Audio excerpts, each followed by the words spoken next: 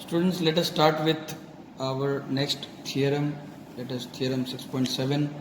Though only statement of theorem 6.7 is given to us, but I will explain you how to verify it, how to prove it, and then we will use this theorem to prove Pythagoras theorem from here.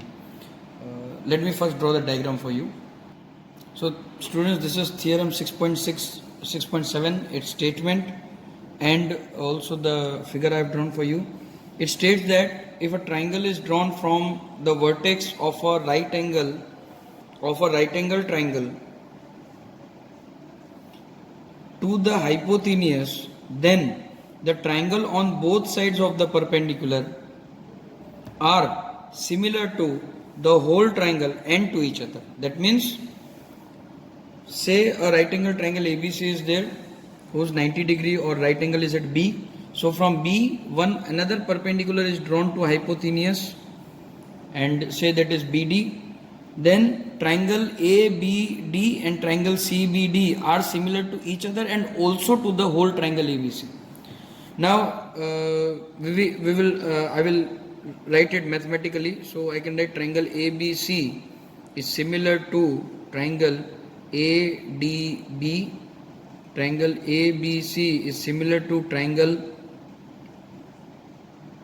BDC, and triangle ADB is similar to triangle BDC. Now the thing is how to write the correspondings as equal and how to prove it. Though proof is not given in your book, but still I will let you know how to prove it. See, if we take this smaller triangle and the whole triangle, then angle A is common in both the triangles, the smaller one and the whole one, and 90 degree of D is equal to 90 degree of B. So पहले भी मैं आपको समझा चुका हूँ कि जब आप दो ट्राइंगल्स को सिमिलर प्रूव करना चाहते हो, उसके कोई भी दो कॉरेस्पॉन्डिंग एंगल्स को इक्वल प्रूव कर दो तो तीसरा ऑटोमेटिकली इक्वल हो जाता है. तो छोटे ट्राइंगल का ये जो एंगल है वो C को इक्वल हो जाएगा ऑटोमेटिकली. ठीक है. अब अगर मैं इस छोटे ट्राइंगल की बात करूं, राइट,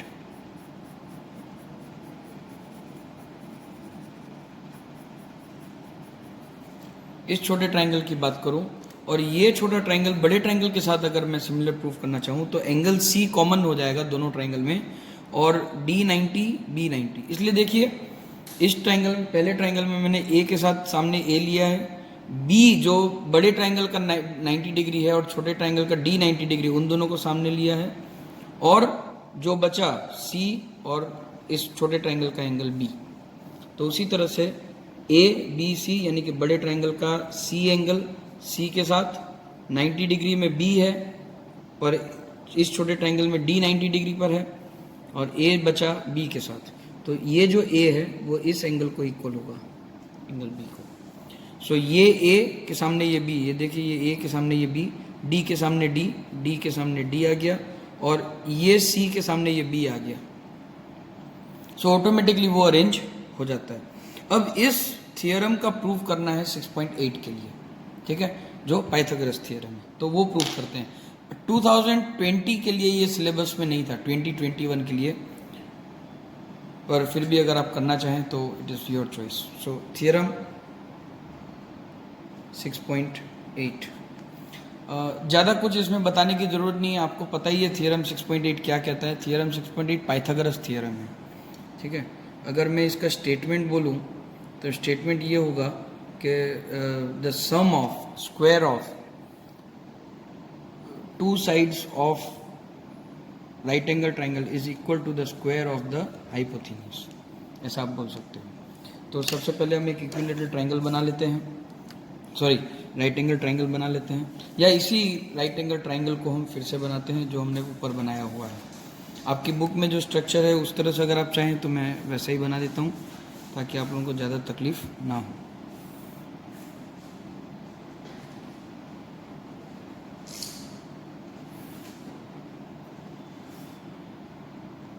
ABC यहाँ 90 डिग्री दी हुई है, और इस B से एक परपेंडिकुलर लाइन ड्रॉ की गई है जो D पे मिल रही है. सो जो पहले जो हमने डायग्राम ड्रॉ किया था 6.7 में, बस उसको हमने इन्वर्ट कर दिया है।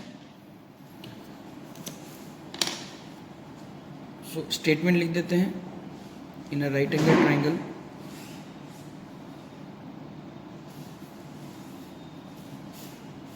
the square of hypotenuse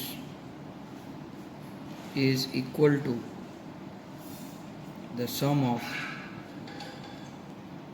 square of other two sides. So mathematically hypotenuse AC है, तो आपको प्रूफ करना है AC is equal to AB square plus BC square. So हम प्रूफ करते हैं।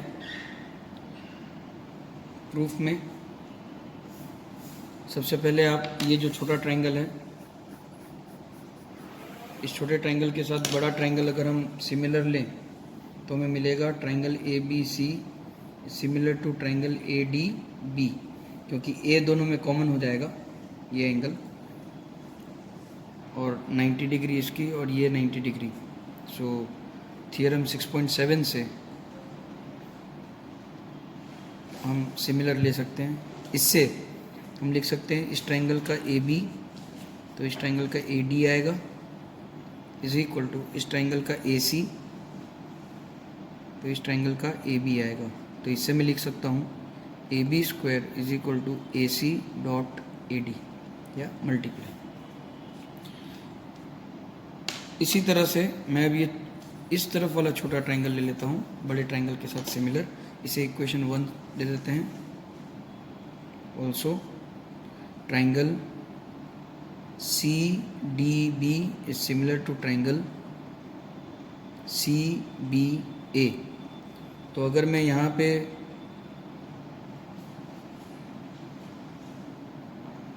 CB लेता हूँ तो यहाँ पे CA मिलेगा, और यहाँ से अगर मैं CD लूँगा तो यहाँ से मुझे CB मिलेगा। तो इससे मिलेगा, क्रॉस मल्टीप्लाई करेंगे, BC square is equal to CD into CA, equation 2। अब इक्वेशन 1 और इक्वेशन 2 को हम ऐड कर देते हैं। Adding 1 and 2 we get AB square plus BC square is equal to AC into AD plus AC into CD। अब इन दोनों में से अगर मैं AC कॉमन निकाल लूँ तो AB square plus BC square is equal to AC bracket में AD plus CD। Now AD plus CD is AC, so this will give me AC into AC, AB square plus BC square. सो ये हो जाएगा AB square plus BC square is equal to AC square. Hence proved. So students, in this video we are going to start with theorem 6.9, and theorem 6.9 is converse of Pythagoras theorem actually। और converse of Pythagoras में आपको ये बताना है, ये आपको जो sides के जो रिलेशन हैं वो आपको दिया रहेगा। फॉर एग्जांपल आप एक ट्रायंगल ले रहे हैं ABC, ये राइट एंगल ट्रायंगल है ऐसा नहीं बोल रहा हूँ मैं, एक ट्रायंगल है, तो आपको इसमें दिया हुआ है given AC square is equal to AB square plus BC square, यानी कि दो साइड्स के स्क्वायर का sum is equal to third side का स्क्वायर हुआ, तो ये राइट एंगल ट्रायंगल होगा, ऐसा आपको प्रूव करना है। सो टू प्रूव लिख देते हैं, to prove angle B is equal to 90 degree. So जो थर्ड साइड होती है उसके ऑपोजिट वाला जो वर्टेक्स होता है वो 90 डिग्री प्रूफ करना है। अब प्रूफ के लिए एक राइट एंगल ट्रायंगल हम लेंगे जिसकी साइड रफली, एक राइट एंगल ट्रायंगल लेंगे, कंस्ट्रक्ट और right angle triangle PQR, angle Q is equal to 90 degree and AB is equal to PQ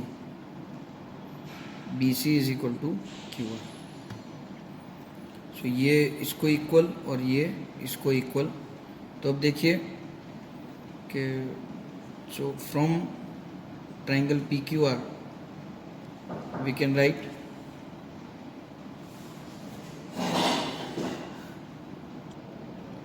right PR square is equal to PQ square plus QR square by Pythagoras theorem।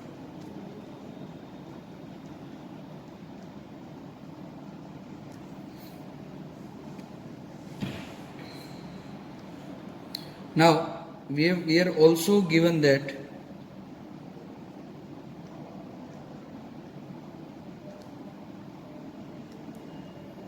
AC square is equal to AB square plus BC square. But we have already taken AB and BC. AB and BC equal to PR and QR. So we can write AC square is equal to PQ square plus QR square. Now taking this and this in mind, we can write therefore PR square is equal to AC square and therefore AC is equal to PR. Now we have AB is equal to PQ, BC is equal to QR and AC is equal to PR. So we can write therefore as AB equal to PQ, BC equal to QR and AC equal to PR. Therefore triangle ABC is congruent to triangle PQR. And therefore as B is equal to angle Q is equal to 90 degree, since Q is equal to 90 degree by construction. So as B is 90, so this becomes a right angle triangle ABC. So therefore we can add therefore triangle ABC is a right triangle. So after this we will start exercise 6.5.